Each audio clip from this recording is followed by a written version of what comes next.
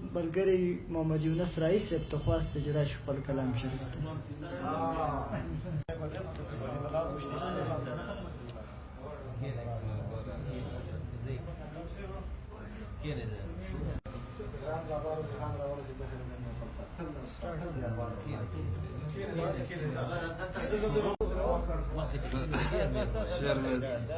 غزل نه مخکې یو دوه درې شعره دی چې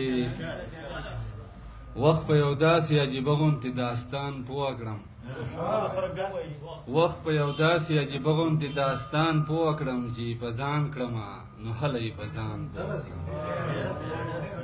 او د ژوند په راز باندې پوهانو خلکو پوهه نه کړم، د ژوند په راز باندې پوهانو خلکو پوهه نه کړم، د ژوند په راز یو لیوني غوندې انسان پوه کړم.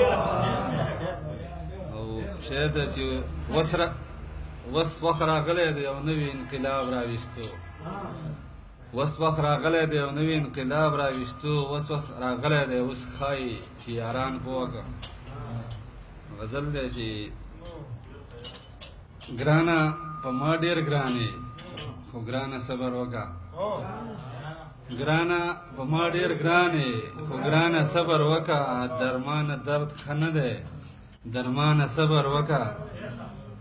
او شعر دی چې راز د تخلیق دی څه دی دغه تحقیق پکار دی، راز د تخلیق دی څه دی دغه تحقیق پکار دی، انسانه پوهه بشي انسانه صبر وکړه.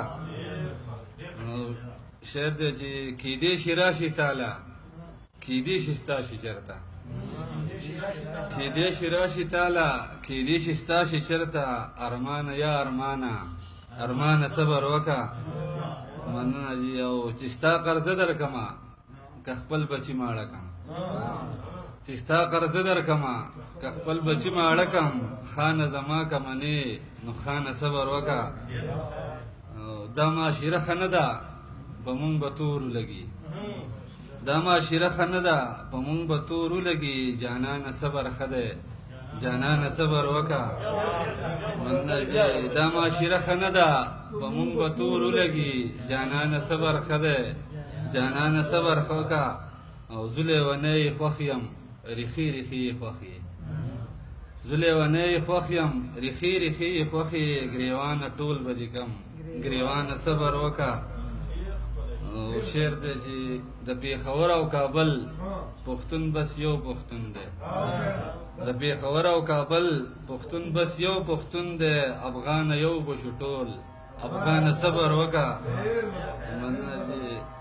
او بختاره ده چې بس څو قدمه وړاندې رایي منزل ته رسي، بس څو قدمه وړاندې رایي منزل ته رسي، توانه بې توانه نشي یا توانه صبر وکړه.